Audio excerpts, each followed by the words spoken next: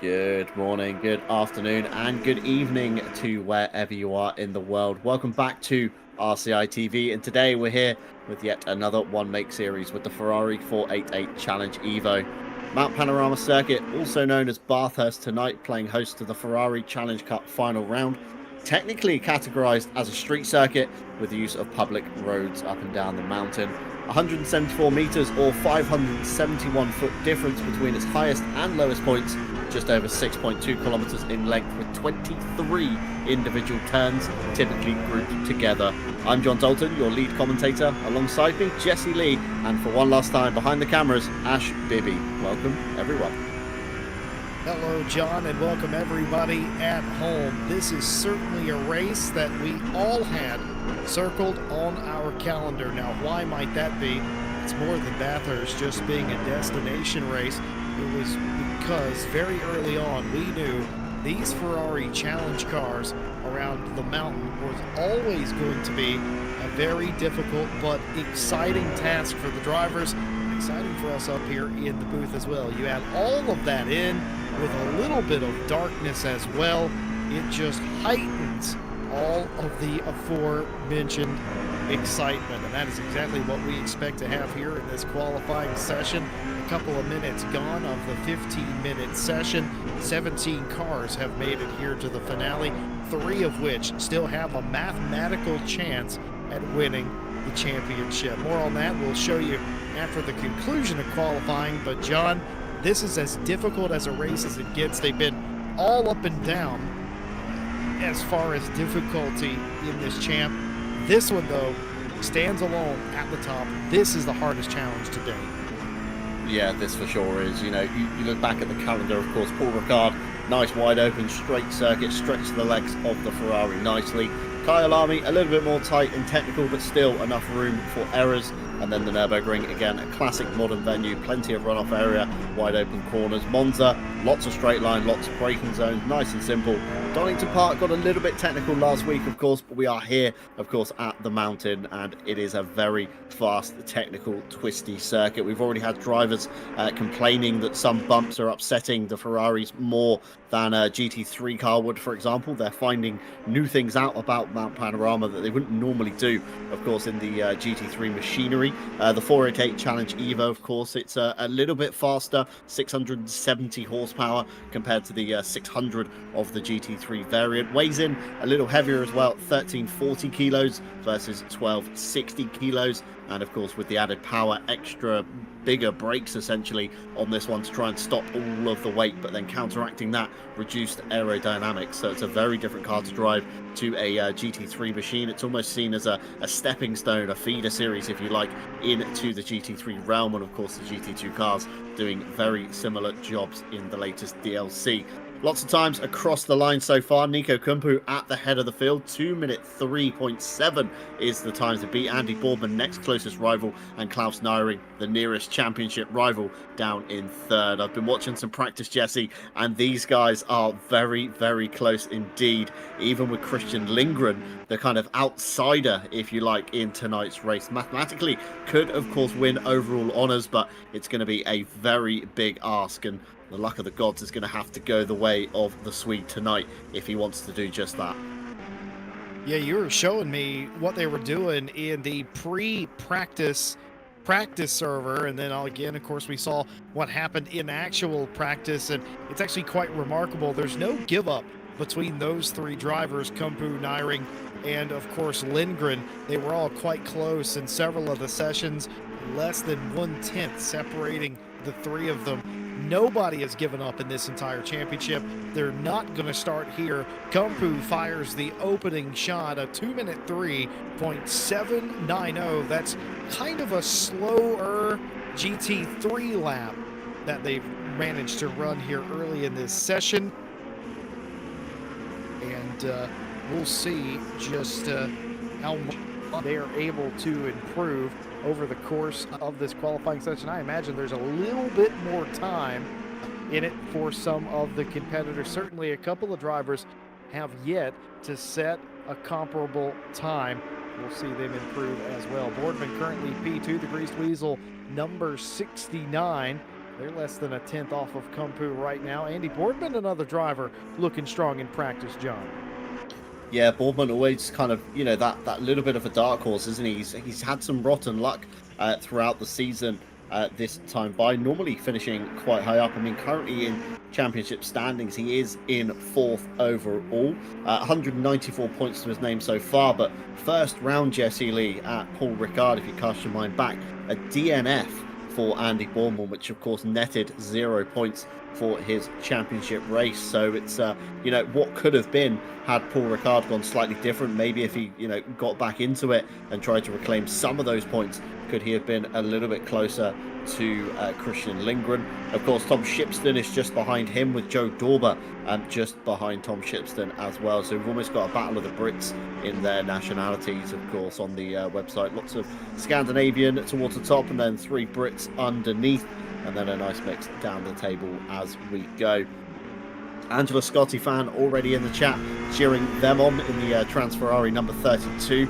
Currently Angela just inside the top 10 in P9, very close to Richard Whittle and very close to John Eraser as well, and Callum Kerrigan even in with a shot just behind them. So small margins again tonight, Jesse. We saw, of course, in the last few rounds, and you see a big armful of opposite lockers. They come over the top of course, Griffin's Mount towards Reed Park before the consecutive left-handers as they climb the mountain and begin to descend down the other side. It's a very tricky circuit indeed, but lots of cars within very small margins. We spoke about it numerous times in the season so far. The smallest of mistakes can yield the biggest of gains for a lot of your rivals, so it is kind of crucial to keep it clean. And I've already seen a lot of drivers grazing walls with mirrors and down the doors, the bumpers. The spare parts bin at Ferrari is running thin, I think, at the end of this round, let alone when we get to the end of the race in an hour's time. Yeah, luckily it is the finale, so there's no reason to hold anything back, and the Ferrari mechanics will have a long time to put the cars back together finally. It's been a rough, long, and arduous season here. Though it's only been 6 rounds, it feels like it's been a 12-round title fight in a boxing ring, more or less, for the majority. For every punch, a counter punch, and speaking of which, nearly a knockout punch by Hubert Hauser, though, into the wall, and that 79 car will park itself directly after Solomon Park, and they will return to pit lane. Hauser has set a lap time, but not one quite indicative of their speed. Joe Dauber has not set a valid time thus far. Everyone else at least has done that. That 3.790 by Kumpu still looming large here as we enter the final 5 minutes of qualifying. Boardman the next nearest. They start opposite front row for the time being. Klaus Nyring and Christian Lindgren now up into 4th place. It's not gone particularly well or particularly dominating for Kumpu thus far, but they also don't really have to do anything special here, John. All Nico Kumpu has to do in this championship is just not get into trouble, but you and I both know it's easier said than done.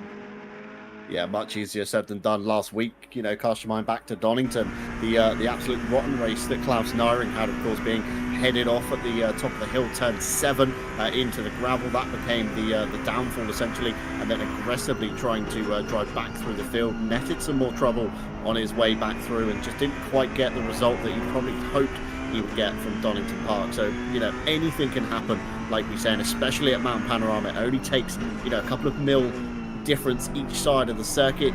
Kiss a curb slightly wrong, you're not putting in enough steering lock, you're a fraction on the brakes too late, and it can all come undone, especially at the top of the mountain. Of course, walls impeding either side of the car. It's a little bit more relieving when we get down to the kind of pit straights, turn 1, turn 2, for example. You get a lot of grass either side, so you can kind of gather it back up a little bit, but too wide, of course, through the top of the mountain, and that's where it's all going to come undone.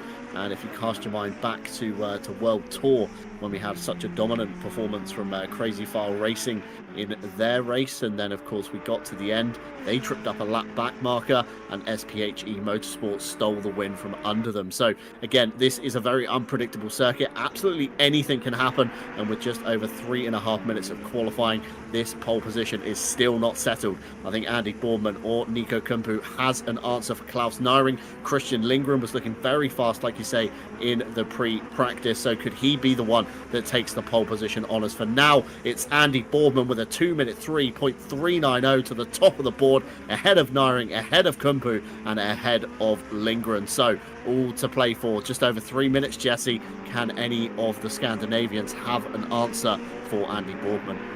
We're certainly going to see. We're going to see if Ground Zero's Tom Shipston has anything for the board as they come to the line.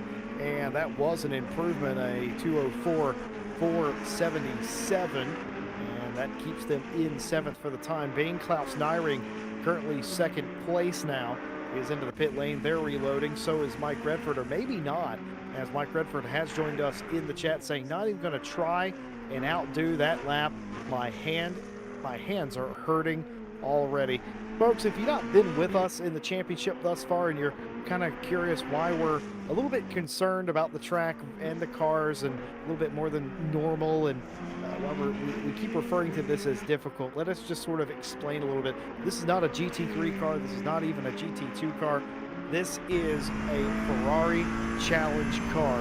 It has a lot more power than a GT3 car. It has more weight than a GT3 car. It's got bigger brakes, but it's got way less sophisticated aero. All of that makes the car go really fast in the straight line. It keeps it from braking as efficiently, though, as some of its better downforce counterparts. And on top of that, its turning ability is considerably limited. You almost have to premeditate a lot of your wheel movement. And around here, that's easier said than done. One minute mistake, and I mean it, I am not exaggerating when I tell you, if you get behind on your steering for a millisecond, you're into the wall. Yeah, it's, very akin to the street circuit nature, isn't it? That we see, the likes of Monaco and all the, modern day American street circuits that are starting to rear their head, of course, in the IMSA and IndyCar calendar.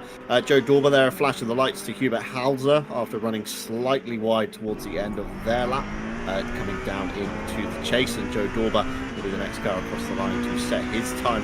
2-minute 4.035, a slight improvement there, but not enough to jump Christian Lindgren just yet. And of course, Rebound Racing, Joe Dorber, coupled with Rebound Racing, Nico Kumpu. What can they do between them? We speculated last time at Donington, could something come into play? Could, team orders come into play later on down the race? If Joe Dorber gets a jump on Nico Kumpu, could they let each other by for championship honours towards the end?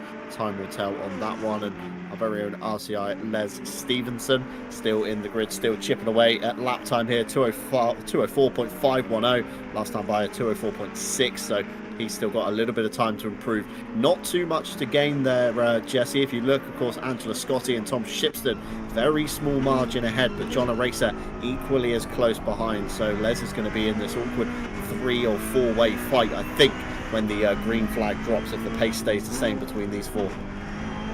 Yeah, it's going to be quite close on the start. Hell Corner, turn number 1 here at the Mountain, is named incredibly appropriately, and I always fear that on the start of these things we prove why it's indeed called that. But for right now, Boardman at the top, already back into the pit stall. They will take no further part. They're going to stand on a 203.390, 1.5 seconds there, or 1.5 tenths, I should say, thereabout. Back to Klaus Neiring, who has outqualified Nico Kumpu for the time being. Here's Angela Scotti, the Trans Ferrari Racing 34. They do improve up to P6. It's a 204.062 for them. Nico Kumpu in third, looking to take back at least the front row. Would like the pole position for the cleaner run into turn 1. What's it gonna be? And it is gonna be provisional pole for Nico Kumpu. A 203.242 retakes pole in the final moments and crosses the line. Who, if anyone, will have something for Nico, who has just done an amazing lap all the way around. I'd be quite curious to see what the sector times look like for that one. More cars streaming through, just a couple left now.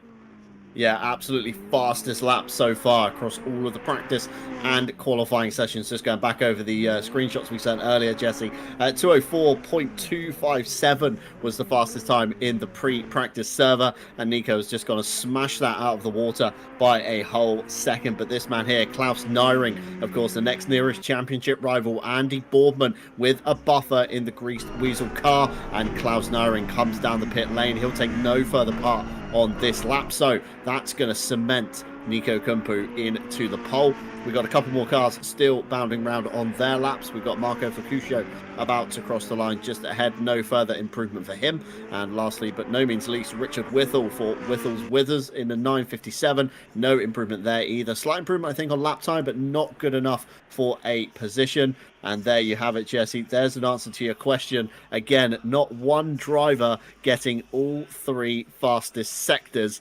And that is the crucial thing, and it proves how hard this car is to drive consistently over a lap, let alone a long lap such as Bathurst. Of course, 23 turns across the mountain, and of course 6.2 kilometers. It's a very lengthy lap to try and nail every single aspect consistently for the 15 minutes. Well, I tell you what it tells me, folks. It tells me that Klaus Nyring is the quickest driver in Sector 1 up the mountain and through the cutting. It tells me that your pole sitter Kumpu is quickest through Skyline and the S's. And of course, your I think that was Boardman who went P2. They're quickest down Conrad and through the chase. And what does that mean for all of us? Well, it should mean some excellent racing and strategic driving, at least on the opening couple of laps. We've eluded the championship to this point. It's about time we show you how they've slotted through for the finale here today.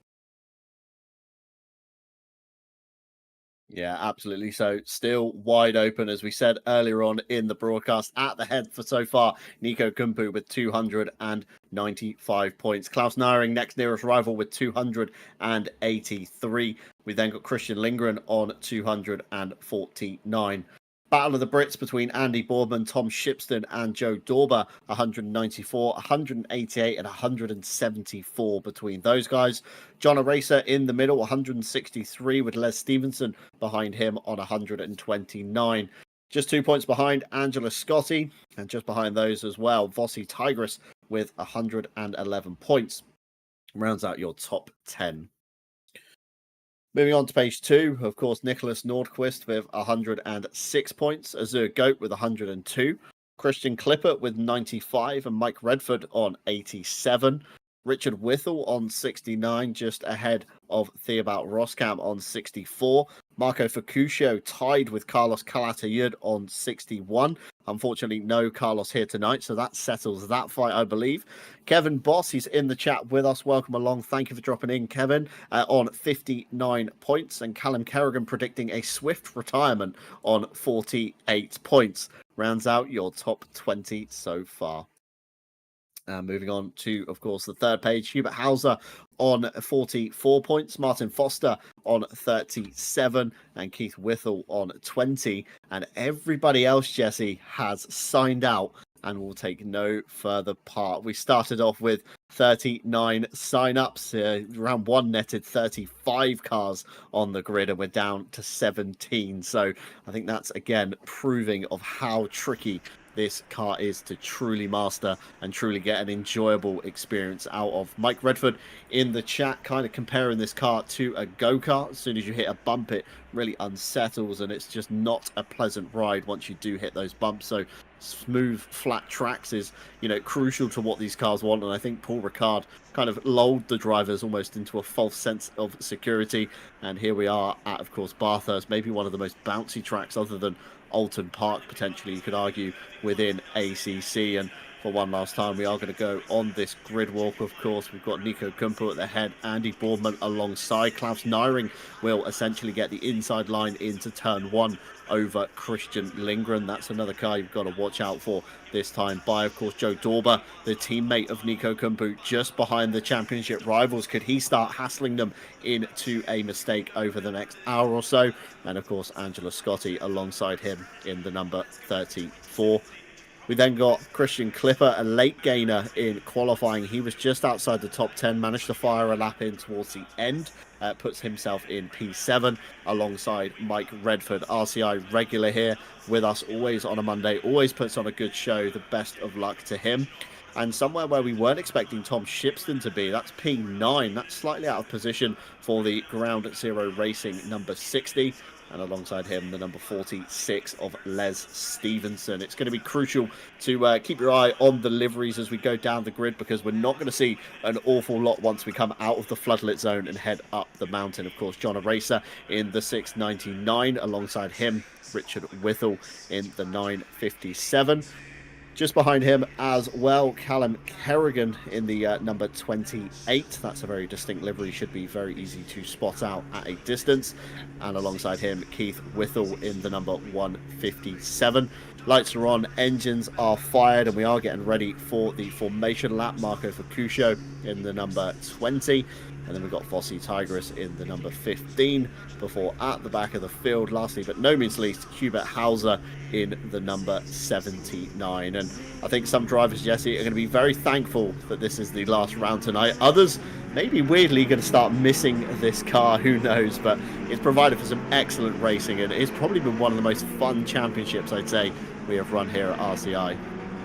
Yeah, it's definitely one of the more challenging championships. The only thing I can think of that even approaches the Ferrari challenge levels of difficulty is that BMW M2 Cup car. And the reason I say that they're comparable isn't because of the handling, because Lord knows they're very different, but it is a unique challenge unto itself in ACC. You don't have to baby the tires in the Ferrari challenge car the way you do that BMW M2. But that is the challenge of the M2, is the tires. Here it's the steering, it's managing the pogoing of the suspension, very go-kart-like, as Redford referred earlier in chat.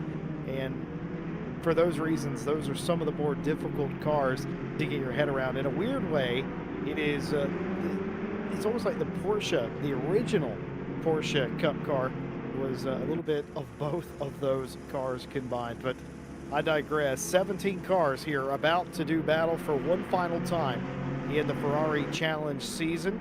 Happy to have all of you with us. We are reading chat, as we always do here on RCI TV. Saw a Angela Scotti fan earlier on. Well, Scotty qualified inside the top 10, nearly inside the top 5, P6 for the number 34 Trans Ferrari car. Be interested to see what they're able to do. I would typically say the cars in the middle of the field are in the danger zone, not the Dalton zone currently, but the danger zone, because if it goes horrible up in front of them, they almost always are trapped in sort of a no-win situation. And you hope that more than anything, cooler heads, calmer heads perhaps, prevail here in the dark, going up the mountain straight for the first time. A lot of drivers in our chat commiserating the event here tonight, realizing the challenge and being very pessimistic, honestly, about their chances here tonight.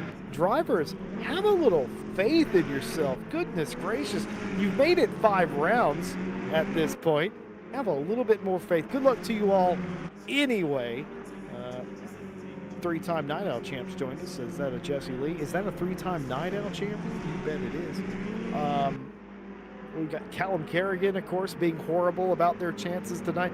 John, I think everybody needs a dose of confidence here tonight, maybe. Yeah, I think everybody's kind of, harrowing their practice, maybe where they've overcommitted, they've overpushed, really trying to find those limits, and they're kind of a little bit wary now of trying to, push some pace out of this car through fear of it biting you, or even worse, the mountain, of course, taking a chunk out of the side of your challenge car. But one last time, as you say, Jesse Lee, that's all they've got to get through. 1 hour on the clock at the top of your screen, and with reduced numbers, in theory this should be a little less chaotic, but of course the middle of the field is the danger zone. Should somebody spin ahead of you, of course you do have to check up and pray those drivers behind you are also paying enough attention. And typically if a car gets bottlenecked sideways at the top of the mountain, that can be very dangerous for everybody behind. But fingers and toes crossed that we are going to get through safely tonight. John, go on.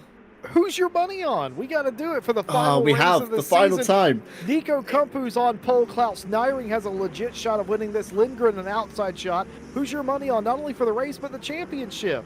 I'm going with my vote that I posted earlier in the Ferrari chat. I'm going with Nico Kumpu for the championship and for the race.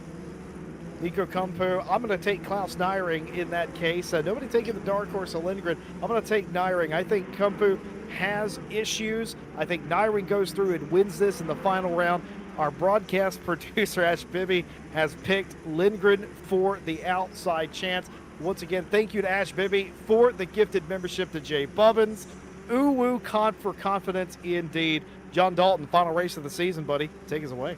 Yeah, final race of the season. Cars are 2x2. Everybody in the box picking somebody different, but Nico Kumpu gets off to a fantastic start. Already getting the overlap on Andy Boardman. Klaus Nyring in the background there, up the inside of Christian Lindgren. Manages to hold on, but runs a little bit wide at Hell Corner. It all looks very clean in the background. Cars are 2x2, jostling for position, and that's where you got to be careful down this straight. It can get very lethal with door banging, bumping. The Armco and grass is a very short run away, but everybody filtering down into single file now, up into turn 2 of Quarry's Bend as they head towards the cutting. Nico Kumpu certainly has the advantage, and Andy Boorman is breaking away from Nyring in the background. Got to be very careful, of course. Pirelli's not quite up to temperature, and Nico Kumpu finding that out as they go through the cutting a little bit wide. Andy Boorman with a much tighter, cleaner line as they come over the top of the hill. Of course, Griffin's Mount, through Reed Park, Frog Hollow, Suleiman Park. It's a never-ending left turn as you come across the mountain. Keep it out the wall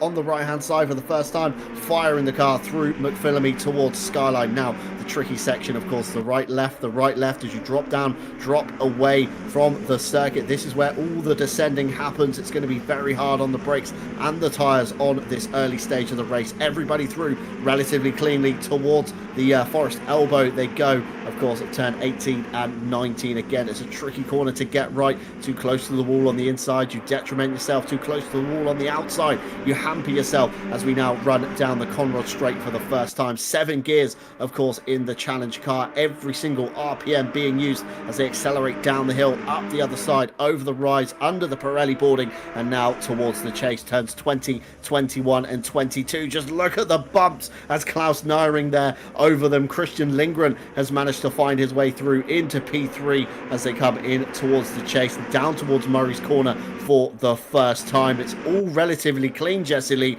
I think this has got to be one of the cleanest starts we've ever had here at Bathurst. A few bumps and scrapes back in the pack in this one, the biggest one, John Eraser, as they come through the cutting. They're going to be a little side-by-side here, coming through Griffin's, and did he tag the wall a little bit? Not quite sure, but definitely side-by-side contact for John Eraser, but considering that was the only real significant contact at all, that was pretty darn well executed by everyone involved. Kumpu up front now has a 1-second lead on Boardman and is just focusing on getting away. As far as trying to win the championship tonight, Kumpu has won the opening battle. They got out in front immediately. Ooh, a little sideways there. The car in front, was that Clippert or Redford? I couldn't tell. Clippert. It was Clippert who, I don't know if they got the wall or the curb upset them as they were off throttle steering away from it, but they just about get away with it that time through Quarry Bend before you get to the cutting. But Kumpu doing everything right here early, but John Dalton, would you like some Mount Panorama statistics? You know I'm a sucker for statistics, Jesse Lee. What have you got for us? In the last 4 races here at Mount Panorama here on RCI TV, the pole sitter has not finished the race. Not only not won, not finished the race in the last 4 consecutive races. I think that proves how tough this circuit is and how tricky it is to negotiate yourself through for an hour, 2 hours, 3 hours, 6 hours over an endurance race. It's a really really tough testing circuit. I mean, these guys have only got an hour on the clock tonight, but even an hour is going to feel like such a long time as they hammer around in the darkness with maybe even nobody to follow or anybody close behind. Of course, look at the circuit map. We've already got a big breakaway from the number 28. That's Callum Kerrigan. He's dropped away from the back of the train, and of course with him he has Facuccio, Tigris, Hauser and Whittle. Again, Hauser and Whittle have broken away from the little Kerrigan train as well. So everybody's kind of finding their feet at this stage. They're trying to find some open air, I think, and just keep it clean. I mean, you know, are people going to want to unnecessarily battle each other, or are they going to try and wait for that mistake where, you know, one car's a little bit wide into the wall, they hit a bump slightly wrong? We already saw Klaus Nyring through the chase hitting the bump very badly indeed, upset the car just behind Christian Lindgren. I think he did well to hold on to it, but of course Christian Lindgren looking at the back of Andy Bourman, and already Nico Kumpu 1.7 seconds up the road. I think this is exactly what Nico wanted for his championship final. Keith Whipple has found themselves in a spot of bother somewhere out on the racing circuit. They brought the 157 Whipple's Wizards car down the pit lane voluntarily. Now, this doesn't count as their mandatory stop. All the teams, of course, have one, but this is not inside the pit window, so this won't count. What does that tell you? Well, they've either refueled or underfueled the car, or they've hit the wall somewhere out on circuit. Oh, and it's a scary moment for the Sim Brothers car, and he's going to be backwards here as you go into the S's. He's backwards into Skyline, a blind corner for all of the cars, but luckily he's able to get it on the runoff. Another car completely sideways. That's Kerrigan. Was that Callum Kerrigan sideways going down through that section? Christian Lindgren doing a 3-point turn. He'll get a gold star for that and pass a driving test. But a frustrating moment here was running P3 was Lindgren for Sim Brothers, and now they're in 16th, I believe. Yeah, they've slid all the way down the field, haven't they? That's not what Christian Lindgren needed for his championship efforts, and again, it's not what Nico Kumpu wanted from Klaus Nyring. Of course, Nyring is now an extra position ahead of where he once was, and of course that means an extra haul of points. So Kumpu now only has one buffer of Andy Bourman between them, but of course 2 seconds to the good Nico Kumpu to Bourman, and Bourman now has a 2-second lead to Klaus Nyring. So he is sat in the famous John Dalton zone that gets mentioned so much here, where you're too fast for the guy behind but too slow to catch the guy ahead of you, and you just sit in this awkward kind of train. And hopefully we'll see Andy Bourman getting into some battles later on in the race. But this man here, Joe Dorber, bit of a dark horse, Jesse, wasn't looking too good in the qualifying session, but currently finds himself in P4. Well, in American stock car racing, one thing we always tell drivers is you race the racetrack, and what we mean by that is you get too busy racing other cars, you're going to damage your tires, you're going to put yourself in bad situations, you're going to put yourself off into the marbles, you're going to go too high, too low, you're going to mess yourself up. You don't race other cars, and as antiquated as that may sound, that is how you have to run a lot of races on tough racing circuits. And you can translate that to road racing as well. You don't race other cars, you race the racetrack. Bathurst is the epitome of racing the racetrack, and let other people make mistakes, and exactly trying to get away with that is certainly the point. Just some replays there of some dramas that have happened through Skyline and down into the S's here, and talking about the opposite of the advice I was giving. These two racing each other quite hard at the back of the field. Lindgren trying to advance their position to make something out of it here, and unable to get by Hauser safely there. Has to tuck back in line. But racing the racetrack, John, it's a lost art form in most of road racing. Used to be you had to take care of the race car. Now the cars can easily do 24.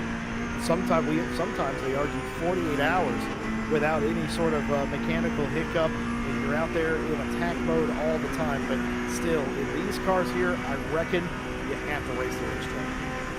Yeah, exactly that, especially a circuit like Bathurst. In contact, down into the chase for Christian Lindgren, side by side with Hauser, finds himself a trip through the gravel. Hauser somehow manages to hold on there, and a flash of the lights from Lindgren providing some displeasure maybe at how that move was handled. Of course, Lindgren's already been round once coming down the mountain. He's now obviously nearly gone round again through the Conrod and the Chase, and he's got all that progress to make up again.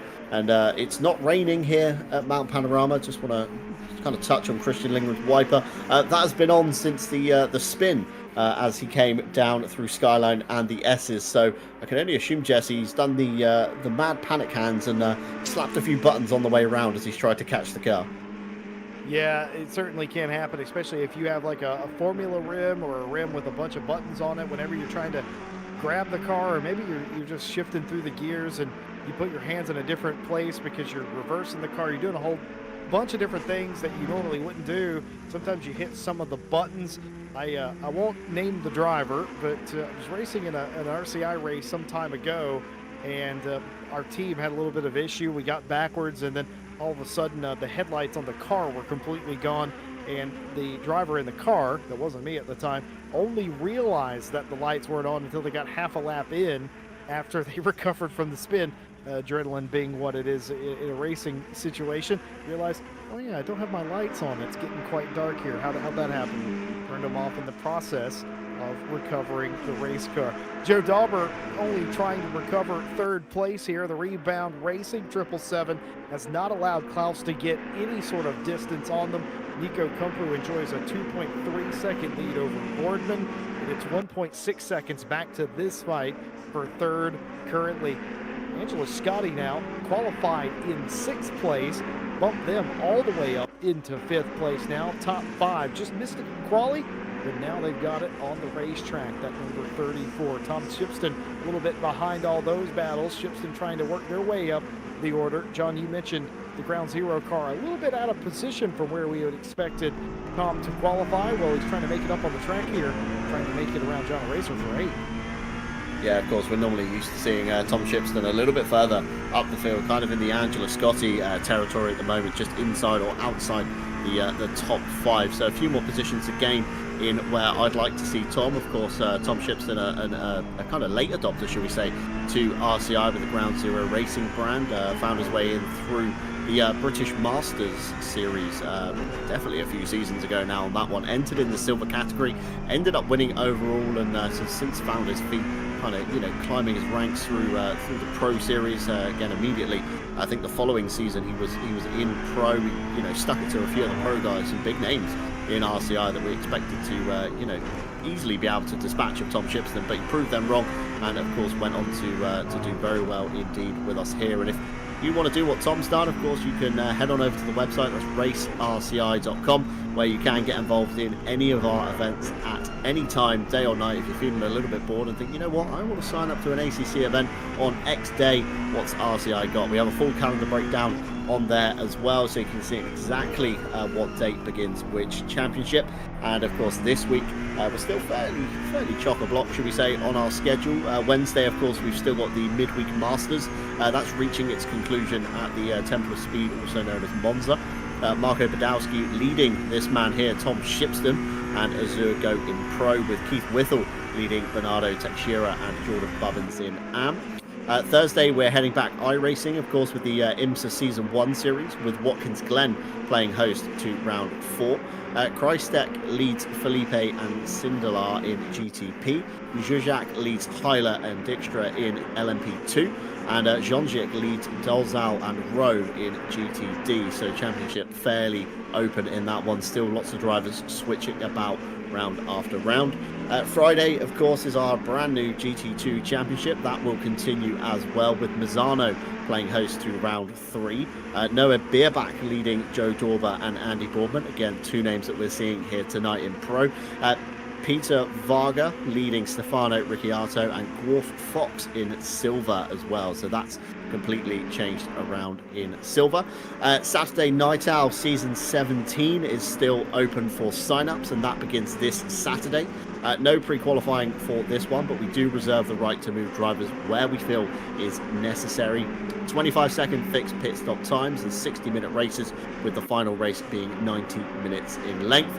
And those eagle-eyed viewers of you in the Discord would have spotted Tim Ireland's new Monday event has also been announced earlier on this evening. And we're heading it back down the lower end of the ladder with speed, all the way to the GT4 and TCX multi-class on Mondays with some challenging big tracks. There's a crash, car Clipper. off ahead. I caught that. Is that Angela Scotti in the wall? I think it is. I think that's Angela Scotti has found a trip down, and Kerrigan in the wall as well at the top of the hill. And it's all becoming unraveled in the last 5 minutes or so. But I think that's Angela Scotti with an incident into the wall through Skyline and the S's, and Callum Kerrigan elects to straight line. There's a car parked at the elbow. It is Scotty. Angela Scotti. It was the Trans Racing Ferrari, Jesse. Let's have a look what's happened here. This is a very long replay. I think this is coming into the cutting. So this is essentially beginning the climb up through the hill. Of course, turns 3, 4, 5. We're coming through 6.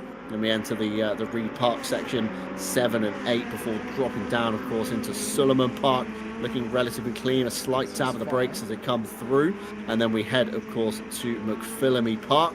A little bit wide on entry, and the curb. It began at McPhillamy, and every single wall just took an impact on that Ferrari, and eventually coming to a halt nearly at the bottom of Skyline and the S's. Some very heads-up driving, I'd say, from Christian Clipper there and Les Stevenson to do well to keep out of the back of Scotty as they had their moment. But, of course, then coming down into the elbow. Lick the wall again, Jesse. Found their way to the outside, and I think that is the Trans Ferrari car. I think that's in the gap. No, P11 still going, actually. They were just getting out of the way of a couple of cars. They didn't want to turn or put themselves in a horrible spot there, which is very smart. Angela just sort of parked for the moment in Forest Elbow just to let a couple of different cars through. Didn't want to compete against them. Smart enough. Didn't pit, by the way. Scotty's still out there. That car you can clearly see, even though it is dark, very damaged. Hit the left wall, the right wall, and smacked it again for good measure, but still there and not pitting. And the pit window is open. Now would be a great time to come in and get that car repaired in a day that had been going all their way. That just shows you how quickly it can all come undone. A car racing, a driver racing inside the top 5. Oh, and it's happened behind them. Fasciuto has had a big crash as well.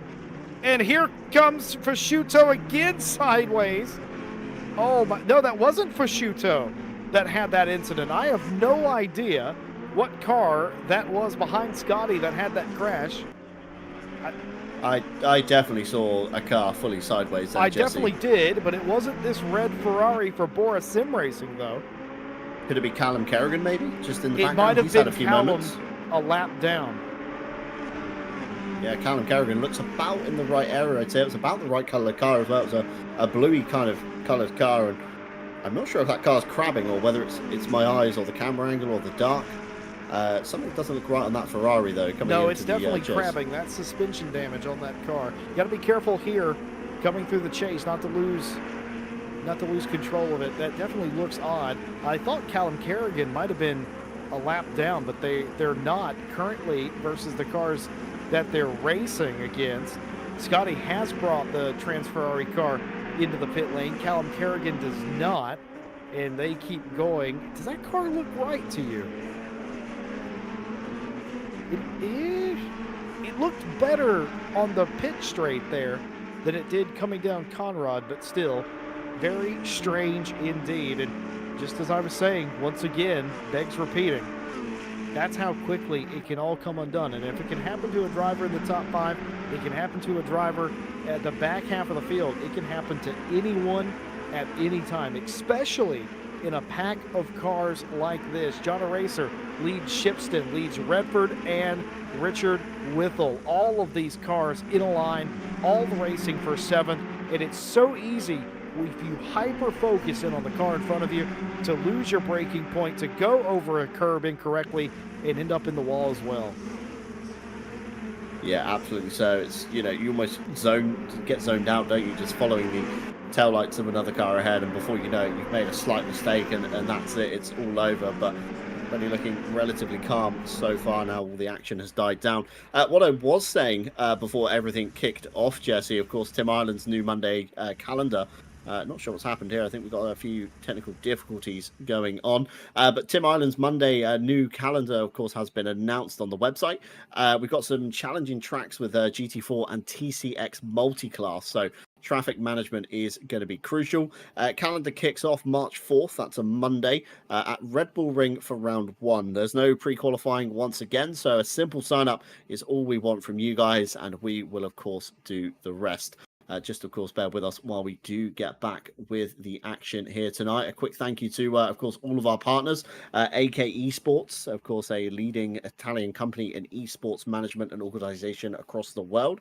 Finding success with the official Porsche Esports Championship, SRO Motorsports Group, Delara, and, of course, us here at RCI for providing our service solutions. And a fantastic job they do indeed. Driver61.com, where you can, of course, get 25% off your driver coaching. There's a link in the discount in the description below, with a discount code. So pop that into the website and see if you can find yourself some driver training. Fanatec, of course, one of the leading brands in dedicated sim racing hardware. Again, needs no introduction to what they do. We do have an affiliate link here at RCI, so if you are looking to pick up any new equipment along the way in this season, then do so with our link. It will sprinkle a few pennies in our pot, but it won't cost you a single penny to do so. And of course, two new partners, for us here last year in 2023. Digitalmotorsports.com offering a number of products and services from virtual driving experiences, corporate events, an early drive program, esports championships, driver simulator components, and even complete sim rig solutions. Founded in 2018 by two enthusiastic motorsports fans, they had a vision to create Ireland's leading digital motorsport environment and resource. Check them out in the description below. And of course, Go Setups, lastly but no means least, formed to be one of the premium esports setup stores for Assetto Corsa Competizione. Whether you're, of course, esports ready or looking for a safer alternative for your favorite car, I'm sure the guys over at Go Setups will have something for you. And the latest release was the AMG GT2. All tracks with wet setups to be released in future updates. And just before that, an update to the 992 GT3R and the Nissan GTR as well, after, of course, the recent bop changes. But we are back, Jesse Lee. Not much has changed at the head of the field, although Andy Boardman has slipped down the order now into P4. Joe Dorber up into P3. So Klaus Nyring will find himself now in a rebound racing sandwich. And Christian Lindgren on the comeback up to P11 so far, but still with a mandatory stop left to clear. Angelo Scotti was the first on pit lane. Of course, they had their pinball incident going down into the S's. They were able to keep it together and fell down to 11th. They've obviously pitted since then. I would suspect a lot of damage repaired on the 34. They are back out onto the racetrack. Keith Whittle, who is in the pit lane, I think they've maintained their spot in pit lane for quite some time. And you've got Tigris, Vossi Tigris, that is, on the number 15, the Tig Gang car out there, the leader of the cars that have officially pitted. And as we were at the break, Callum Kerrigan lost it an additional time in Solomon Park and decided to tow that race car back to the pit lane, and that is why they are shown currently in 14th place. They will continue to free fall through the field. Richard Whittle into the lane this time through. They're exiting pit lane right now in the Whittle's Wizards 957. That was a clean pit stop as well. Fasciuto in the lane as well, still getting service on that car. Everybody else, of course, still yet to pit. Quite curious what happened to Andy Boardman. There was about a 1.5 to 2 second gap between them and Klaus Nyring. I don't know if Klaus turned on the afterburners or not, but you'll notice that Klaus has left Joe Dauber. Dauber was all over the back of Klaus earlier on, about 10 minutes ago. That gap's opened up to 2.2 seconds. That's now the gap between second and third place. Clippert, who I thought was involved in an incident earlier, certainly wasn't. They find themselves up in the 5th place in the 236, and right behind them, this fight continues to ensue. Les Stevenson still trying to get around Clippert. This time, though, instead of what was 7th place at one point, this is now for 5th. Les Stevenson's brought Shipston, Jonah Racer in the background as well, and Mike Redford to boot. We're having a little bit of a train here for the top 5.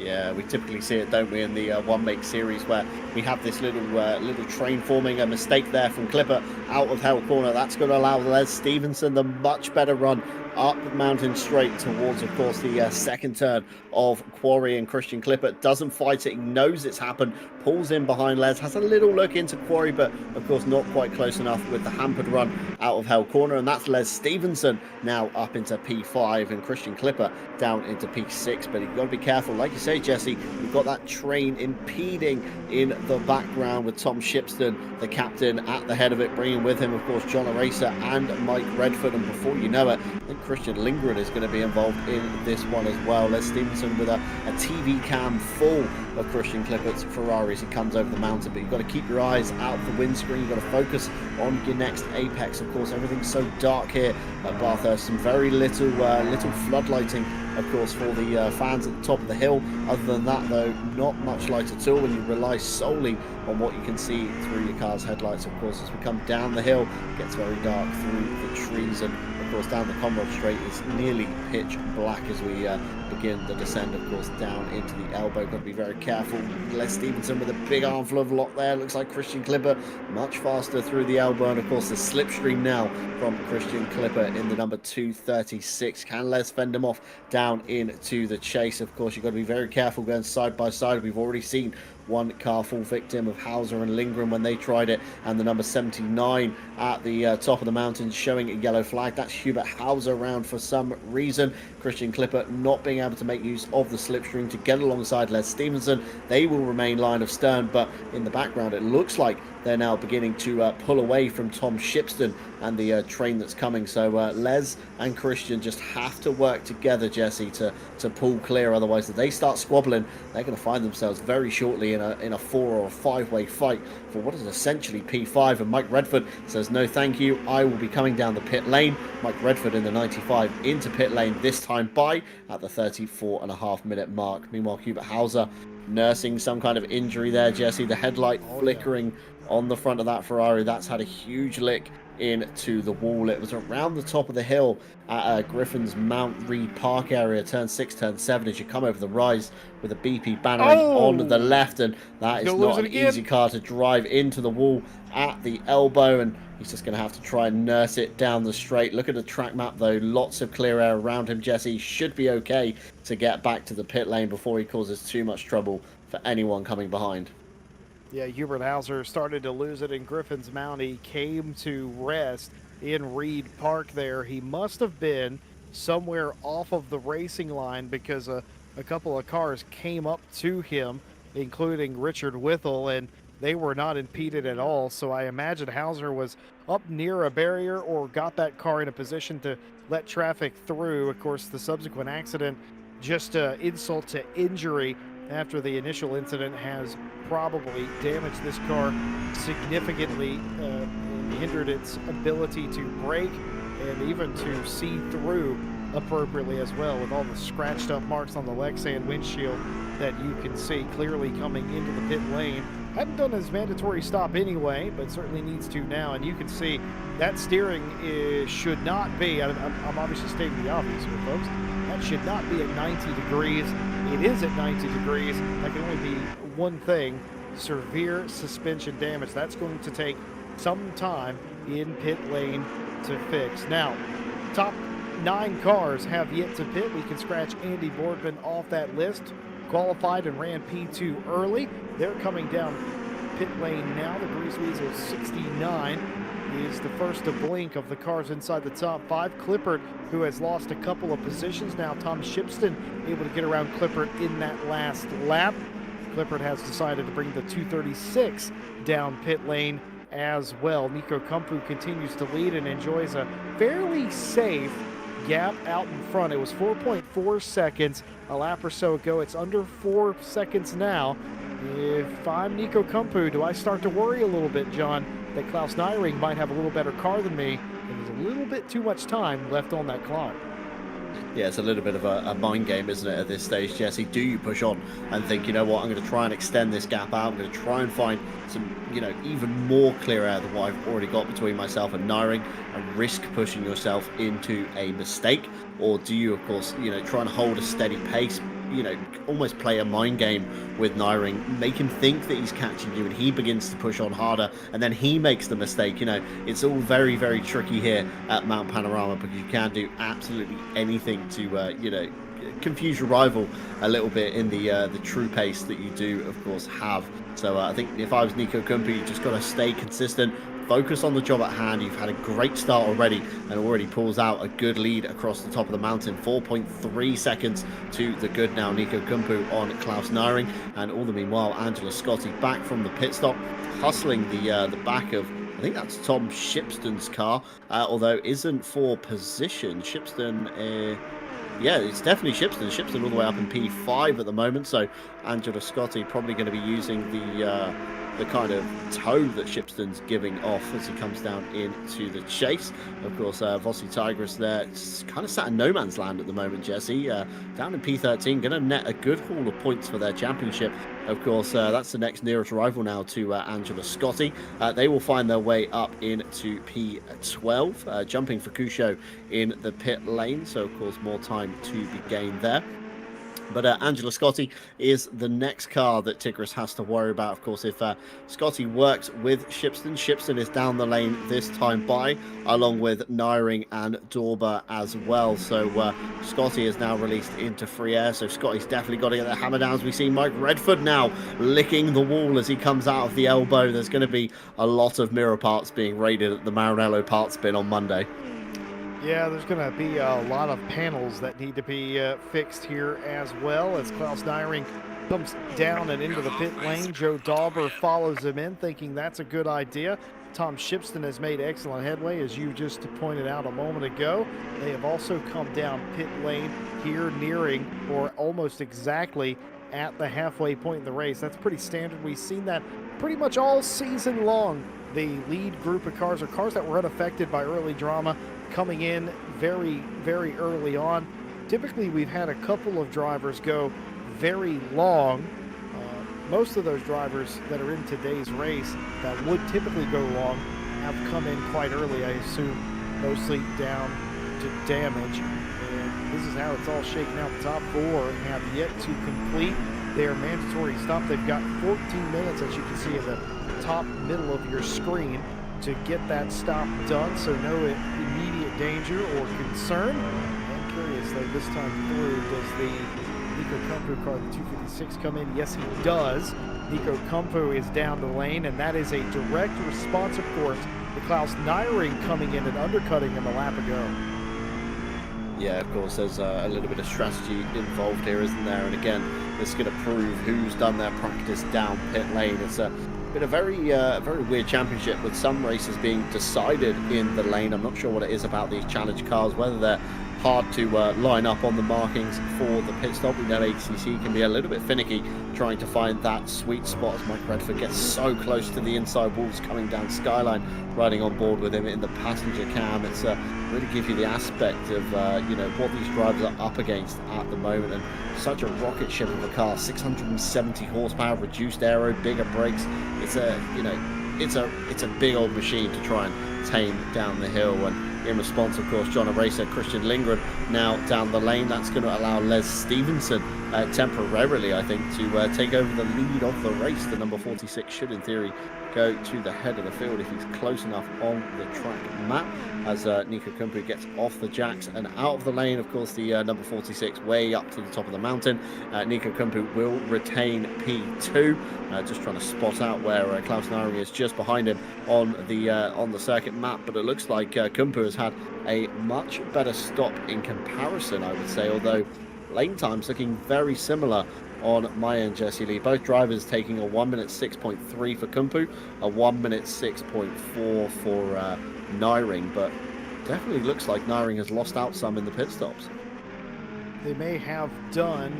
The early pit stop not working in Klaus Nyring's favor. Certainly has lost right around 0.6 of a second, all things told. We'll get back to the line and give an official number, but this is Les Stevenson for dropping the hammer, racing the 46 car, and he's leading the race. He has to make a pit stop, but that's not the point. He's leading the race. That's exactly what I expect from the man that refers to himself as the Fat Stig.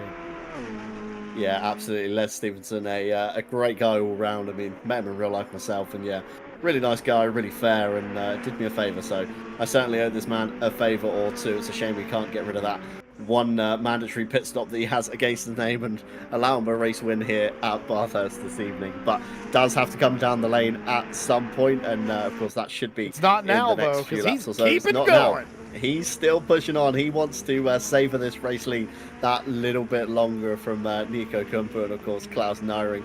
Joe Dorber, 3.4 seconds to the good, just behind Nyring as well. So if Nyring starts battling, of course, with Nico Kumper, this could, this could unravel into Dorber's hands. And Boardman, I've casted my eye back on the replay. Jesse Lee came down the Conrod straight, pitched it into the chase, hit the big bump on the inside, and just kind of fishtailed his way into the braking zone of the chase, found his way into the beach, a bit like that almost, very similar to Christian Clipper there, caught the inside bump a little bit differently and kind of bounced himself all the way to the end of the chase, went through the sand trap, and of course that allowed everybody else behind him to gain, so that's where Andy Boardman left his time. Meanwhile, Tom Shipton tries the outside in the final corner. He's there, he's alongside. It's going to be a drag race down into turn one of Hell Corner. Of course, Christian Clipper on the inside. Tom Shipton's going to have to go the long way round, but it's not the favoured line through Hell Corner. He tucks back in, much better drive off the corner. Not sure if we just saw a little bit of a bump draft there, or whether it was netcode possibly backing out, but Mike Redford behind Jesse Lee, he's probably rubbing his hands with glee thinking, I can have the both of them here.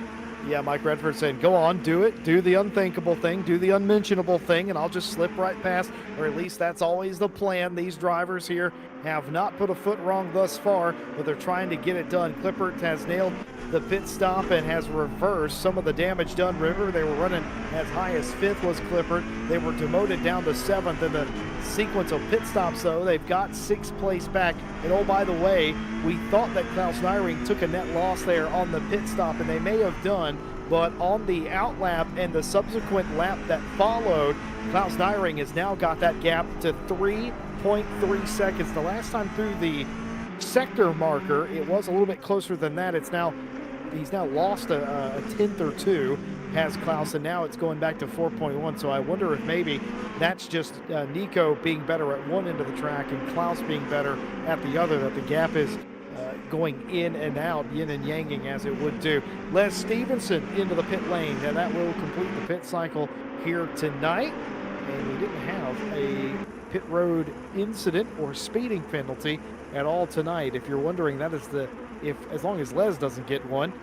As long as Les doesn't get one, that'll be the second time this season that we haven't had a pit road penalty. And I don't think that has ever happened at least in recent memory, in any RCI championship of 5 or more races. So that would be very interesting if of all series, John, the Ferrari Challenge, one of the hardest cars to actually drive, we had 2 races with clean pit roads. Yeah, I mean, you'd absolutely think, wouldn't you, the hardest car to drive is going to be the hardest car to get down pit lane the fastest. And, 2 rounds in a row, nothing at Donington, nothing at Bathurst. Les Stevenson has crossed the line. Keith Whittle is back down the lane for some reason. I think they've maybe parked the car for this evening, Jesse. 8 laps down. I thought he had been there a while. So, yeah, in theory, every driver has gone through 2 pit cycles now, Jesse, with no drive-through or stop-go 30. So, kudos to you, Ferrari drivers. I think you'll make it RCI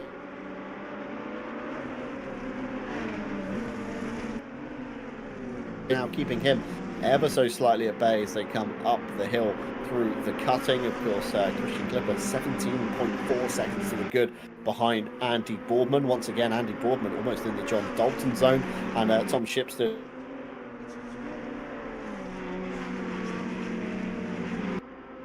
on positions as you've got Tom Shipster, Mike Redford, Richard Whittle, Les Stevenson and John Eraser, and a charging Christian Lindgren as well down in P11 at the moment. I think his championship hopes have been dashed from the mistake down Skyline. Very unfortunate, because I'd like to have seen Christian Lindgren kind of swipe it from under the nose of Nyring and Kumpu in the late stages.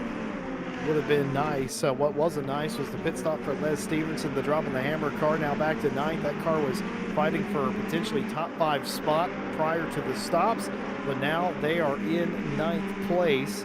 So going long did not work out for the 46 for the time being, but the silver lining, if you will, is that obviously Les is in a very quick car, very capable driver as well. And if you pass them once, this is old logic, if you pass them once, surely you can pass them again. And frustrating as that sentiment is, I reckon he's close enough. He certainly is to Richard Whittle and Redford, and he's actually so close to Shipston and Clippard as well. So they're all basically in a little group amongst themselves. The only problem is Les finds himself at the back of that pack. Nico Kumpu has a 4-point-second gap on Klaus Nyring, and that gap is pretty steady. Sometimes it goes in, sometimes it comes out. Just depends on what end of the circuit they're on. That gap has certainly stabilized after it looked like it was coming in for quite some time. Does Klaus have one last trick up their sleeve? Keep in mind, Klaus needs more than to win this race. They need Nico Kumpu to finish somewhere down the order outside the top 5. And looks like the car, I think, is that Angela Scotty, who is just adhering to blue flags, I believe, is what's going on there. Yeah, Angela Scotti, of course, ever so slightly out of contention. Down in P13 at the moment, of course, with a big incident as they came through McPhillamy Park down Skyline, and the S is kind of pinballed off every wall as they went down. Very unfortunate indeed, because Scotty had some excellent pace at this round. Of course, a pit stop on the board for a 2-minute 4, Jesse Lee. That's almost a whole lap here at Bathurst as we see a brief flash of a yellow flag. I'm not sure who that was for. I didn't quite catch it. Maybe the 957. It was the 957 at the top of the hill. Right. Richard Whittle. And the 48 also displaying a slow car as well. That's Christian Lindgren. So I'm wondering if Lindgren has tripped up Whittle quite possibly at the top of the hill. It's a very hard place to pass in general, let alone, of course, when you're trying to pass a car with such a pace difference, should we say. Of course, Christian Lindgren usually near the front for the Sim Brothers number 48, and Richard Whittle we typically see in the kind of mid-pack to the lower end of the field. So it's going to be a very different comparison of pace, isn't it? And sometimes these much faster drivers get caught out by other people's braking zones being much sooner than they'd anticipate or expect. Of course, when you're kind of at the higher level, should we say, of some of these drivers, you know exactly how late you can brake, and maybe another driver that doesn't quite have as much seat time just isn't as aware of what you can really do in these cars, and possibly just caught Christian Lindgren off on that one. So Christian Lindgren up into P10 on his comeback. Next up on the list, John Aracer, 6.2 seconds to the good.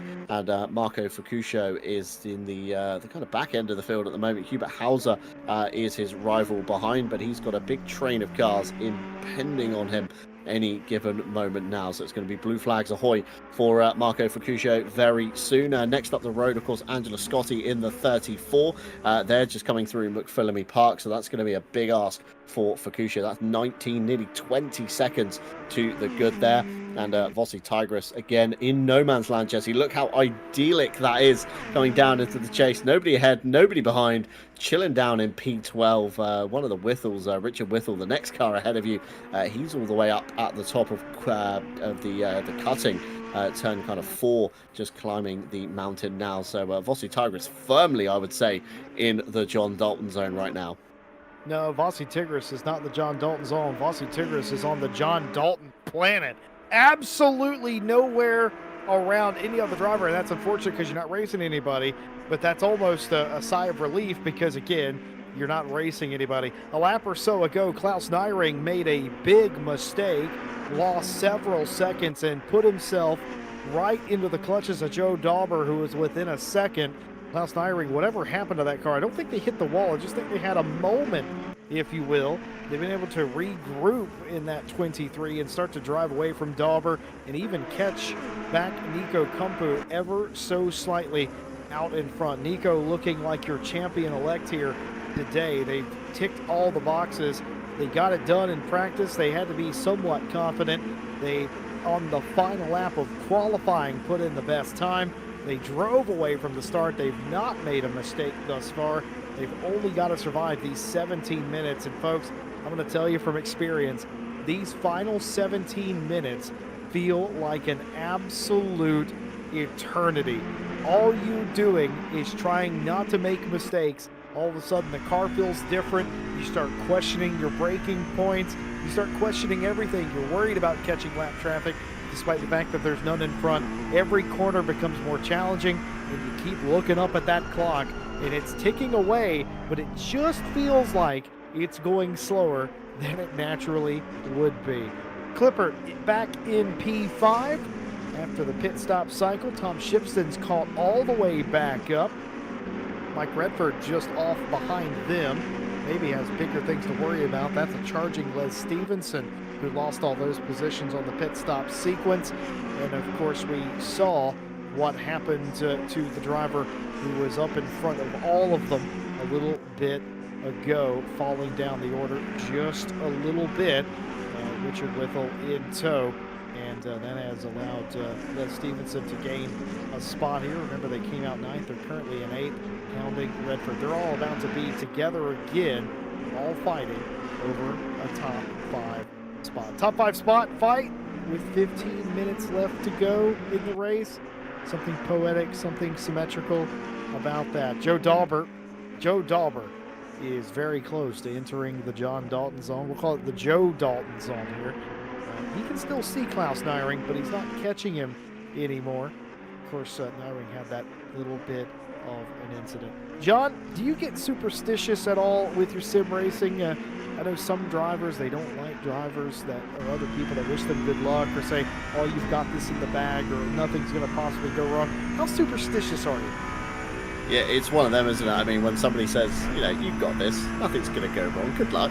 Everything proceeds to go wrong, and you have nothing but bad luck for the rest of the race. So yeah, it's one of them, isn't it? You're always always on edge, I would say, when you're sim racing. Like you say, a lot of the fate of your own race kind of lies in, you know, other people's hands, shall we say. Again, if, you know, somebody has a bad accident ahead of you, you have no way of avoiding it. I remember for a Bathurst event, myself, Sebastian, and Tom Pottage did many moons ago. Qualified really well near the top end of the grid. Tom Pottage went out and obviously started the race, went through Hell Corner up to Quarry. Car ahead of us turned sideways in the road. Nothing we could do. It was either plow through the car, go around the car, or brake and get rear-ended by some 30 plus cars behind us. So yeah, some races you think you've got everything in the bag, you've had a confident qualifying, you know, you're feeling it in the race, you're putting in fast laps, maybe you're, you know, making mincemeat of your opponents, you know, relatively unfazed, and then all of a sudden out of nowhere it will be that one thing that really does catch you off guard, especially when you get in the latter half of the race, Jesse. You know, your mind begins to wander, like you say. You begin to think about other things, you know, what ifs, what's going to happen here, do I have lap traffic, what's going on, do I have enough fuel, how are my tyres, what are my pressures doing. There's just so many factors at hand, and especially in these solo races, you know, these weeknight league races, should we say, a lot of drivers don't have the team behind them. You know, in an endurance race, Jesse, you've always got at least 2 of you in the car, you know, talking to each other at a time. You've got the driver, you've normally got a guy on the pit wall looking at times and data and pressures and, you know, all the rest of it. You don't have to worry about half the things that you do in this race. You know, with the sprint races, it's essentially you're managing your own car, your race, your strategy, you're managing everything, and there's so much to think about that, you know, okay, admittedly Bathurst is a nice circuit maybe to do it. You can kind of think down the Conrod, you can think down Mountain Straight. You've got some big long sections essentially where you can really have a think, as Les Stevenson makes it 3 wide. Oh, that's into Quarry. Redford. Yeah, that's into Quarry of turn 2. That was Fukusho on the inside. Nowhere really to go. Les Stevenson found the gap between Fukusho and Redford and literally sent it in the number 46, dropping the hammer racing. So, yeah, a little bit of contact there, Jesse. I'm not sure if that will come from a complaint later on, but well, it looks Redford's fairly fair to me, I complained. would say. He's flashed the lights a few times, letting him know that was not on, going 3 wide in that section of the racetrack. But Les Stevenson had already made up his mind that they were going to make that a thing, and wow, that was a scary moment, somehow executed. Of course, Redford's not happy about it. He lost the spot and got a little contact out of it. Les is probably grinning ear to ear that they were able to pull that off here, and well caught by Ash Bibby. I have no idea how he caught that on the other side of the racetrack, but I knew that Les had gained a spot, but that was as dramatic as you could possibly make it. And folks, if you're thinking about trying that at home, again, he's the fat stick. I wouldn't really recommend that. Don't go 3 wide at Mount Panorama. Les Stevenson, bad role model apparently. Yeah, bad role model and RCI staff member to boot as well. So what kind of impression is Les setting for the community here? But yeah, saw the opportunity, I guess, Jesse, and just had to take it. But yeah, not sure if Redford is all too happy with that one. You've got to bear in mind as well, Redford pitted lap 11, Les Stevenson pitted lap 16. So Les' tyres some 5 laps fresher than Redford's, and of course Les began his stint on a lighter fuel load, so probably eased the Pirellis in a little bit more than, of course, having an extra, you know, say 10 to 15 kilos of fuel on board the car, pushing into the tyres. So much faster than anybody he's racing right now. Looking at the lap times, I mean, he could get 5th here, John. Yeah, he's certainly looking very racy, isn't he? I mean, 1.2 seconds to gain on Shipston. It looks like Shipston's almost not moving coming around the last corner. He's already got that gap down, 0.3 of a second on to Shipston. So Tom Shipston's going to be feeling very pressured in P6 right now. And of course, Christian Clipper is just a second up the road from him. So almost equidistance right now for Tom Shipston between Clipper and Stevenson behind him. So he's really going to have to decide, is he going to try and defend from Les Stevenson when he eventually gets there, or is he going to see if that Ground Zero racing car has any more pace in, and can it catch the back of Christian Clipper just to secure himself inside the top 5? Just over 10 minutes to go. I think Les Stevenson could potentially have this one in the bag. I mean, talking of tyre freshness here, we've got Tom Shipston lap 13 down the lane, Les Stevenson lap 16, so still 3 laps fresher on tyres as we see Christian Lindgren here making up his space. I think that's on John Eraser, a flash of the headlights from Eraser. We didn't quite catch what went on through the cutting. I'm not sure if anything happened between them or whether it was a kind of flash of the lights to say, on you go. Have that one for free on me. Next, have some more championship points and see how far you can climb up. But yeah, certainly it is a big ask right now for Christian Lindgren. Of course, Mike Redford, the next car in the train here. And Christian Lindgren's going to be forever kind of paranoid, isn't he, coming down through Skyline and the S's, that he could make the same mistake once again. And Jesse, that always plays on your mind, doesn't it? When you've messed up a corner once in a 1 hour sprint, you're just going to be thinking about that every time you come down the hill. Well, for sure, yeah. Especially if you qualify well or you've been running well through there, you have that one mistake where the car slips a little bit. You're very trepidatious when you come through there again and again, but it never goes away. Even if you rebuild some of that confidence, it never goes back to where it was, because every time you arrive at that corner or that sequence of corners, your mind goes back to what happened before, and you're going to be a little bit more ginger with it until you get fully confident again. And who knows how long that can take. A lot of times for me, it just never fully came back. If I lit up the tires in a corner, I couldn't bring myself to go full throttle again. I would baby it through the corner for that stint, and if it's an endurance race, for the rest of that race, because I didn't have the wherewithal to dissect it in the moment, and I did not want to tempt fate. If I've already made one mistake, I don't want to amplify that by continuing to make the same mistake. And a lot of times you kind of hamper yourself by doing that, but it's just the way it is. You're trying to limit all of your mistakes. Tom Shipston, who had been gapped by Clippert a lap or so ago, it was over 1.3, 1.4 seconds. Shipston has run Clippert back down for P5. Les Stevenson has erased the 1.5 to 2 second gap to Shipston. All 3 of those cars now racing for P5 here in the waning minutes of this race and indeed this championship. Folks, just want to take this time to remind you that Night Owl Season 17 signups are open, and that series starts this Saturday.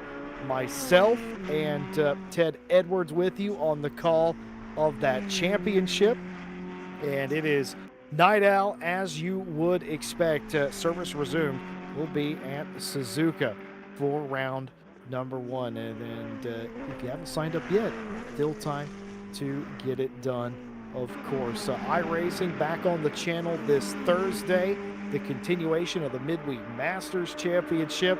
Tim Peck and Austin back with you on Friday for more GT2 action. Man, were there a lot of upset drivers at the conclusion of Red Bull Ring last week.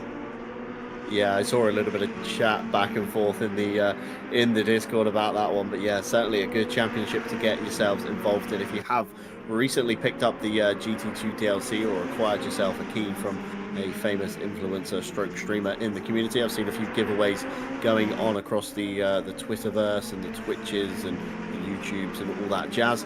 You can also find Monday, Tim Ireland's new event has been announced earlier on this evening. Sign-ups have officially opened as of 6 minutes ago. You should all have a lovely ping in your Discords if you are watching this race back. GT4 and TCX multi-class, so that's GT4 and essentially BMW M2s on Monday. Some challenging tracks with traffic management involved. This will be a crucial element to casting yourself a champion in this one. Calendar kicks off March 4th at Red Bull Ring for round 1. Again, no pre-qualifying for this one, so a simple sign up and we'll do the rest for you. So get yourselves involved in that one. Certainly going to be a fun one, and anybody watching back that fancies a challenge, the Maserati is always an option with no ABS. I love how we push that every single time, and I'm right there with you, partner. That's such a difficult car to drive. We've seen it wielded like a surgeon's instrument before by a bunch of the drivers in the past. There's nothing that says you can't be quick in it and indeed win races in that car, but it does add something to the difficulty for sure. Quickly before this race ends, I just want to give a shout out to all the drivers. Of course, we started with 39 cars, 35 made the grid for the first race, of course, and we gained and lost some throughout the series. 17 took the green flag today, and of those 17, 16 here still with us at the end, and my hat's off to them. This is not an easy car to drive. It's not an easy car to live with. They have had the complete gambit thrown at them in this championship, and they're still here. They're still fighting, and that is what is more miraculous than anything. It's so easy to get frustrated and give up on this car in a series like this, but you can't do that, as it looks like Redford gets almost spooked, it looked like. Just ran out of corner, off into the dirt and into the wall, and that allows Lindgren back through. Let's see, he's just a little bit wide, was Redford there. Didn't quite get all of the chase and ends up in that wall. You can barely see it because the wall itself is black and it's obviously dark out. But again, credit to all the drivers, but in this one case, the Sim Brothers car, Christian Lindgren, keep in mind, came in with a long shot to win the championship, had an early incident, went all the way to the back. Did he give up? Absolutely not. He signed up for 60 minutes of racing. He's getting his money's worth, back in the top 10, up to 8th.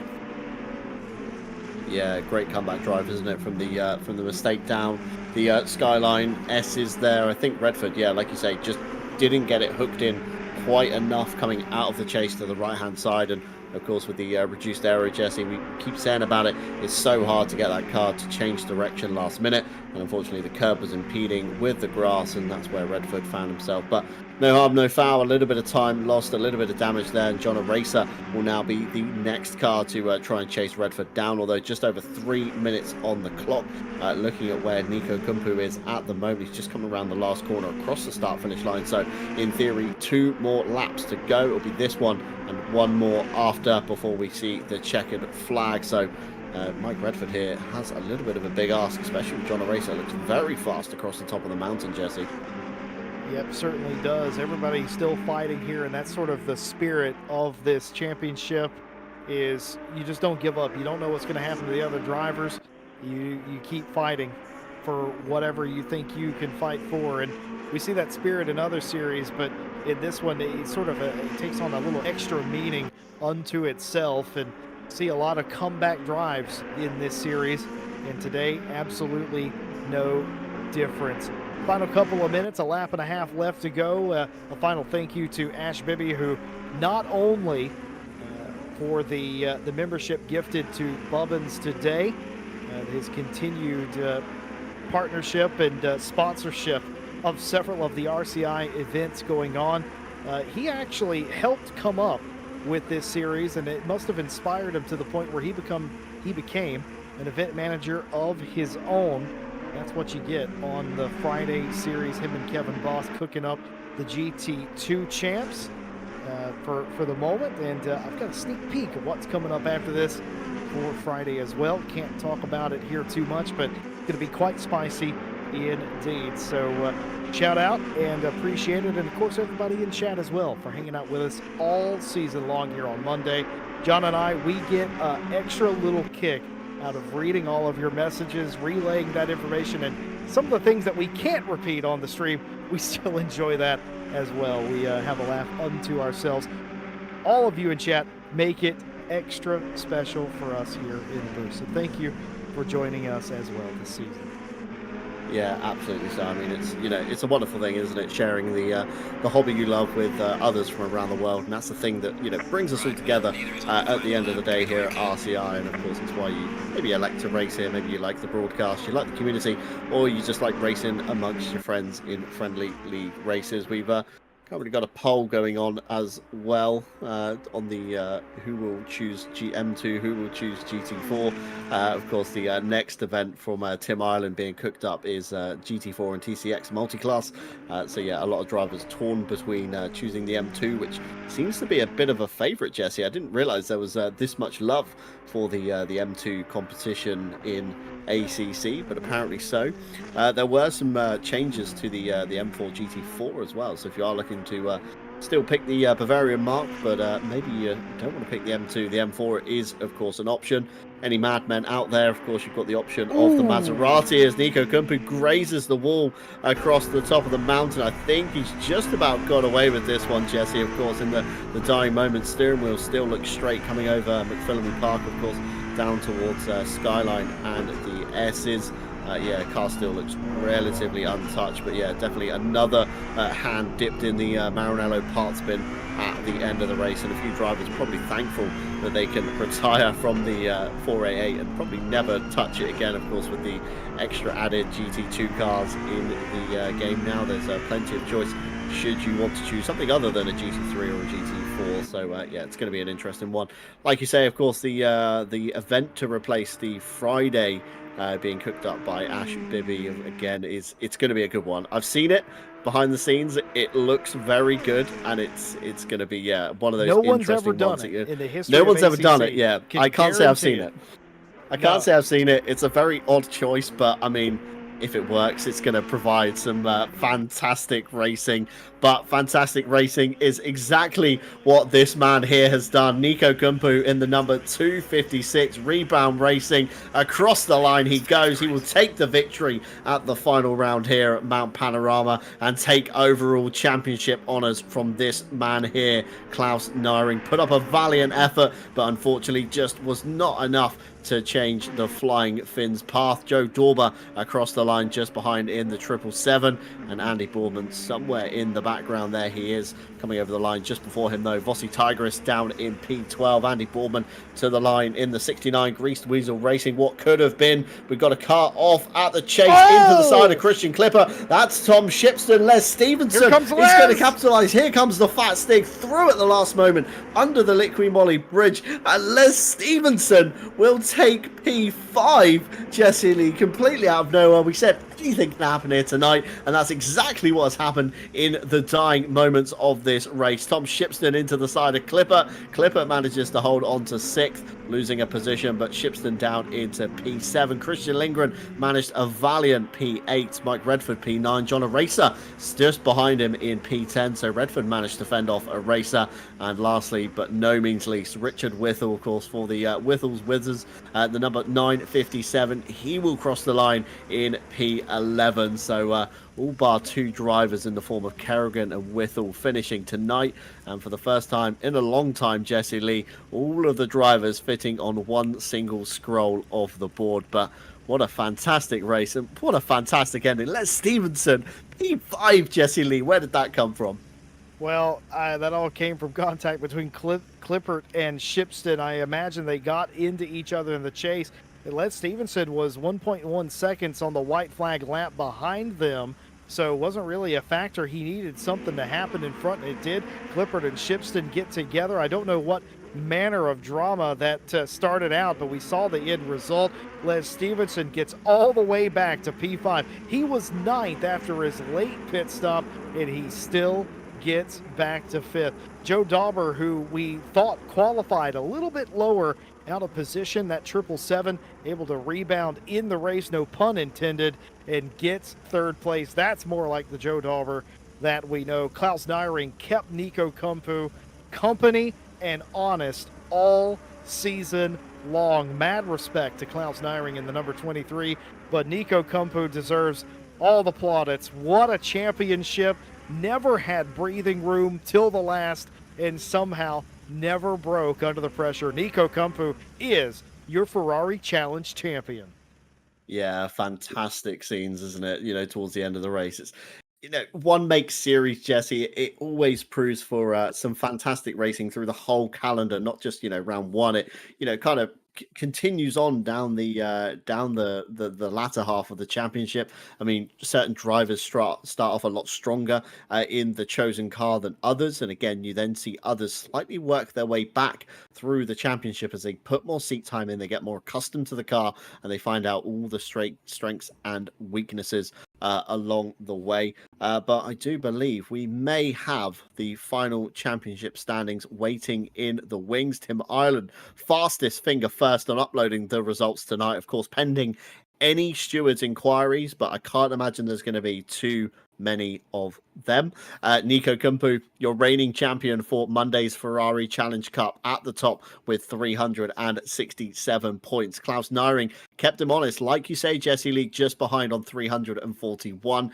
Christian Lindgren, the dark horse that could have been, 283 points, but managed to fend off Andy Boardman on 242 points. Joe Dauber just about missing out on 227, but 2 points separate Joe Dauber and Tom Shipston. John Racer on 191. Les Stevenson, the late gainer, with 173. Angela Scotti, very unfortunate in this race, 148. And Christian Klippert securing just inside the top 10 on 135 points. Now, moving on to page 2, Vossi Tigris with 134. Mike Redford on 118, managing to beat Nicholas Nordquist on 106, and Azure Goat on 102. Bragging honours, of course, over Richard Whittle. You normally see Mike Redford and Whittle kind of together in the same classes sometimes. Marco Fucuscio on 80. Theobald Roskam, again, not in attendance tonight, on 64. Hubert Hauser tied off with Carlos Calatayud on 61. And our very own RCI Kevin Boss, again, not with us tonight, on 59, just about secures a top 20 finish in the championship. And of course, moving on to what is the final page of scorers, Callum Kerrigan on 48, Martin Foster on 37, and Keith Whittle will be your final finisher on 20 points. Everyone else in the list, unfortunately, has signed out, and of course will score no further part. But 39 sign-ups at the beginning came down to 17 at the end, and 24 scorers on the championship. But it's a car I wasn't expecting to be all too popular, Jesse. It's turned into some very fantastic racing across the season. And I think once again, Tim Ireland has picked a blinder with the calendar and the car choice. Yeah, of course, we never know what the championship's going to have in store whenever it gets started. We kind of expected it to be all over the place, and we knew it was a difficult car. We knew some of the tracks were classic, difficult racing circuits. We didn't know it was going to end up being some fantastic racing throughout. Something else we knew it was going to be settled amongst the Scandinavian nations. The question was, which of them was going to emerge the winner? And it is Finland at the top. Nico Kumpu has joined us. First of all, tell us about your race tonight. How did you stay out in front? How'd you keep it out of the wall? Thanks a lot. Actually, I hit a wall on the last lap. I was trying to make fastest lap, but just light touch. nothing too bad.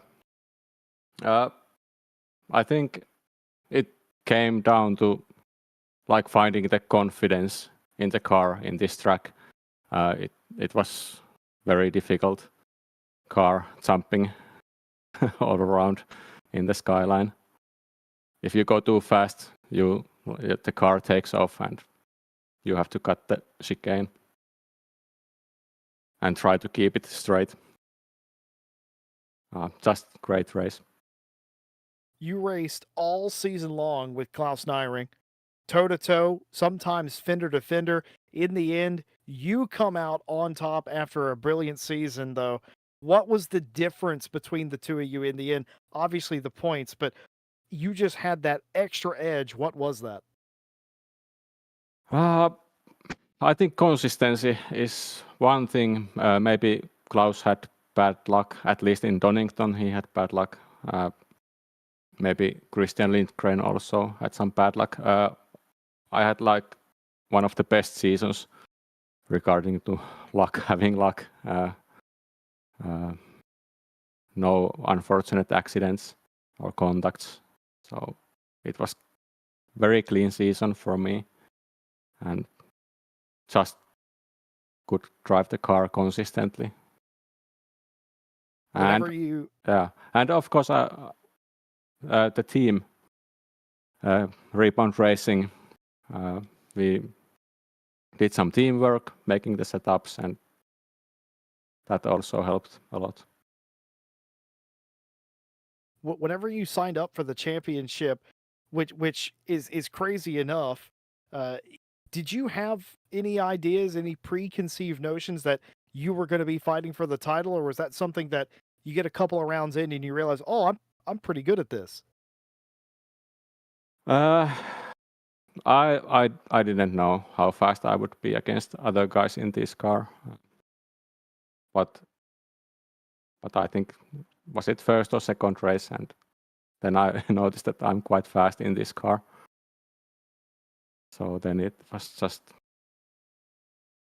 making till the end of the season without accidents. Well, Nico Kumpu failed to not finish, or didn't fail to finish on the podium positions all season long. I got tripped up on my words there. Every single round was a podium finish. It's so hard to deal with that. Such consistency, Nico. I think you're absolutely right. You called it yourself. The consistency was the key. Before we let you go, anybody you want to say hello to, want to thank out there? Well, all of my friends who may be watching, I don't know, and my co-workers, some of them may be watching. My teammates, of course. Maybe my parents are watching. My girlfriend may be watching. It's quite late in Finland, so I don't know. Some may be asleep already. Yeah. And of course, I want to thank RCI for the whole season arranging and for the broadcasts. It's always fun to watch back the race the next day. John has my partner has a special note for you, and he says you are by far the most humble guy. You're easy to root for out there. Nico Kumpu, winner of the Monday Ferrari Challenge Cup. What a brilliant season it was between Klaus and Nico. Nico Kumpu from Finland, your winner of the championship. Congratulations. Thank you very much. Bye. Well, Kumpu won the championship exactly in his own words, John. It was consistent. He did an excellent job of managing it on days where he didn't have the car to win. He made sure he finished on a podium position. It just goes to show you, if you got to finish third. Do not overreach. Do everything you can to get these positions, but don't put yourself in a bad position. He didn't. He's your champion in what ended up being a quite close head-to-head battle between the two of them. Yeah, absolutely. So, I mean, coming into one of the final rounds and being so close on points, it's, very rare that we see this in RCI. Usually one driver kind of streaks ahead in the early stage of the season. You get to the end and it's normally, the second and third and fourth, essentially, fighting for honours. But yeah, Nico Kumpu coming in with 293 points, Neiring 283, and Christian Lindgren, of course, the dark horse with 249. So it was very, very close. 11 points between the top two, and Christian Lindgren not too far behind either. it would only have taken, a bad race, Kumpu and Nyring maybe coming together in a fight, putting themselves both into the wall, and Christian Lindgren could have, easily swooped the victory away from them both. But yeah, fantastic scenes in the Ferrari Challenge Cup. And if you do want to get involved, of course, in Tim Ireland's next series, it's beginning March the 4th at the Red Bull Ring, where we take the GT4s and the TCX, so the BMW M2, essentially multi-class racing. So traffic management could be a thing in this one. There's going to be a 30-minute pit window as well. So again, be very careful where you choose to take your pit window, because you may come out in traffic and that could hamper your fight back to the front as well. So plenty more to come on that one. Again, this week, RCI calendar looking very good indeed. Absolutely with the Midweek Masters. Packed. Midweek Masters reaching the conclusion at the Temple of Speed, also known as Monza. Badowski leading Shipston and Goat in Pro, with Whittle leading Textura and Bubbins in Am. Thursday, we're back iRacing with the IMSA Season 1. We're heading back to Watkins Glen for round 4. That's quite a long championship ongoing at the moment. And Friday, of course, continuing the GT2 Championship, a bit of a shorter season for those boys. Misano playing host to round 3 with Noah Beerback leading Joe Dorber and Andy Boardman, with Peter Varga leading Stefano Ricciardo and Gworf Fox in silver. And again, if you do want to get involved in any of those events, sign-ups are still open for a mid-season sign-up on those. So get your name down and get involved. I know we've brought a few new members into the Discord just this last week, with plenty of them asking questions. So if you are watching this, watching it back, or currently watching it, and you think, I want a slice of that ACC, I want to be in RCI, then of course you can find all of our links down below. And of course down below you can find all of our partners as well. That's AK Esports, Driver61.com, Fanatec, digitalmotorsports.com, and Go Setups. And Ash Bibby shouting in our ears that he saw a broadcast and got involved, and now look at him. He's our broadcaster. He's for everywhere. the majority of the week. Yeah, he's everywhere. He's broadcaster. He's event manager now. The world's your oyster at RCI. So if you do want to get involved, head on over to the Discord. That's our main central hub for everything. Sign-ups, of course, on the website, racerci.com. And if you do scroll down in the Discord a little bit, there is a vacancies board. So if you do want to get involved with us, whether it's a commentator, broadcaster, or steward, we probably have a slot for you somewhere in our hectic calendar. So get involved, have a chat, sink yourself into the community, and get involved in some races as well. We look forward to welcoming you into the RCI community. But of course, it's that sad time, Jesse Lee, when we must say our goodbyes. Of course, it's the end of a season. We are next on Mondays from March the 4th. So that's 3 weeks actually from now on the calendar. So the first Monday of March, you'll catch us back here on RCI TV. Again, Midweek Masters, iRacing, IMSA, GT2 Championship, Saturday Night Owl as well. Sign-ups are still open for that one. That begins this week. So definitely get your name down and get involved in anything we have here. But from myself, John Dalton, from Jesse Lee alongside me, and of course from Ash Bibby behind the cameras, we thank you very much for joining us. We hope you have a wonderful rest of the week, and we hope to see you in 3 weeks' time on March the 4th, when we go multi-class racing on Mondays. Take care of yourselves.